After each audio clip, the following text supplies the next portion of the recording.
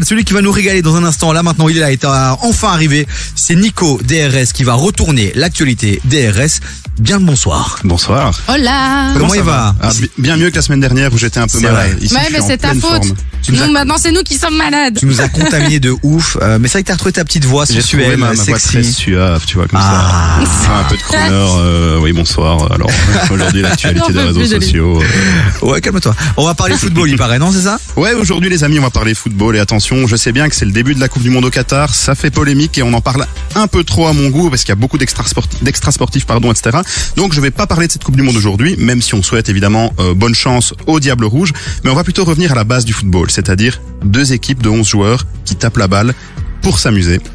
Alors vu que c'est ma chronique, vous me direz quel est le lien entre Internet, les réseaux sociaux et le football amateur. On veut savoir. Ben c'est simple, encore une fois, on a assisté ce week-end à un événement incroyable organisé par des personnalités du monde du streaming, le Eleven All Stars, avec l'accent anglais qui est merveilleux. On adore. It's amazing. It's amazing. Alors, un mois après le GP Explorer qui était organisé par le youtubeur Squeezie, qui avait battu tous les records du streaming français, c'est aujourd'hui le streamer Amine Mathieu qui vient de casser Internet avec l'organisation de ce Eleven All Stars.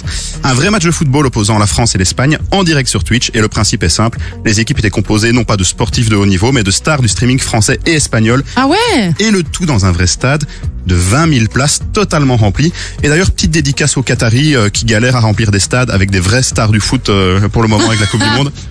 On vous salue. Mais revenons à cette soirée qui a débuté avec un concert d'avant-match réunissant Niska, Kobalade ou encore Gazo pour mettre bien dans l'ambiance tous les fans qui étaient présents. Et s'en est suivi une entrée de joueurs sur la pelouse dans des conditions similaires aux vrais professionnels.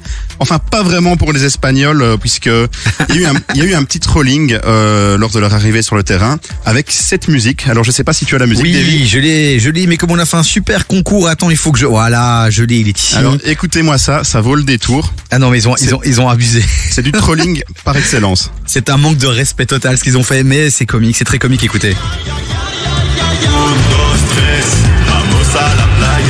Allez.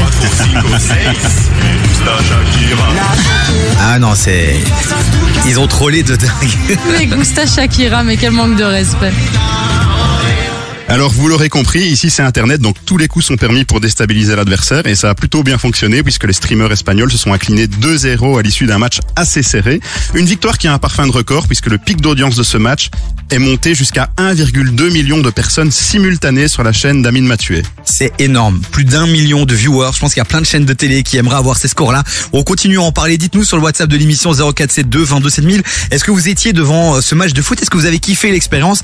Et je rejoins ton début de chronique. Ça faisait plaisir de voir à nouveau, même s'il y a eu un peu de bagarre à un certain moment, de voir finalement des gars qui ont juste envie de s'amuser, des amateurs, de rigoler sans être pervertis par tout le game de la thune. Juste une petite question, c'est plus ou moins que Squeezie du coup? Ah, c'est plus. C'est plus. Donc c'était 1 million, lui il a fait 1 million 2. 1 million 100, un peu plus. Donc il a battu le record en tout cas pour le Twitch francophone. Waouh, ultra lourd. Ouais, Okay. Et je peux vous dire que les vues de Twitch, ce sont des vraies vues, quoi. C'est pas les vues qu'on nous annonce sur oui, bah là, la une. c'est vraiment des gens qui se connectent, quoi. C'est une personne connectée en direct, quoi. Bon allez, on Incroyable. continue, on passe dans un instant. Nico DRS reste avec nous, il y a encore pas mal d'infos à évoquer avec toi.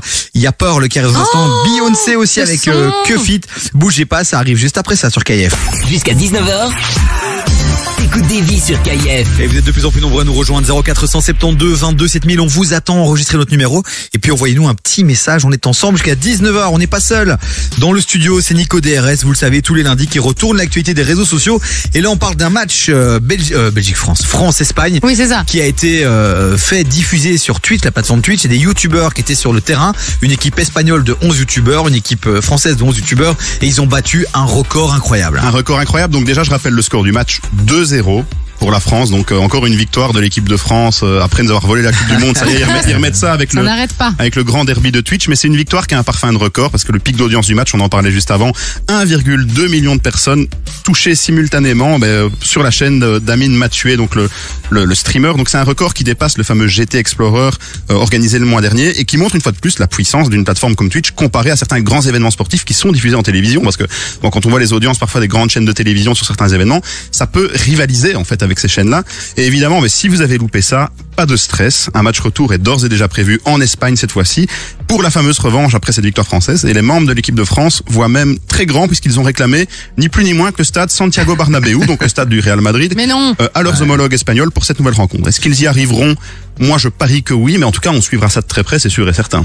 Non, c'est énorme et vraiment les Espagnols aussi se demandaient s'il n'y avait pas des vrais joueurs de foot infiltrés dans l'équipe de France, tellement l'équipe de France a bien joué. C'était un match qui était vraiment agréable à suivre, hein. On n'était pas sur un truc de clown, même Tout à si fait. forcément quand t'as Michou et que t'as Inox Tag sur le terrain, tu t'attends à des trucs un peu chelous, des chorégraphies, des entrées Des sur le danses terrain. Fortnite, sans pression, ouais, tu quoi. sais pas pourquoi. Donc vraiment une belle réussite et encore une fois, ben il y a rien à faire, hein. C'est une claque pour les médias traditionnels. On va se réveiller les gars, on va se réveiller. Et ça contraste vraiment avec toutes les news qu'on a vues autour de la Coupe du Monde au Qatar, évidemment, où il y a eu plein de bashing par rapport à cette cérémonie d'ouverture, par rapport à ce premier match, où il y a eu plein de polémiques, que ce soit les supporters qataris qui ont quitté le stade, etc.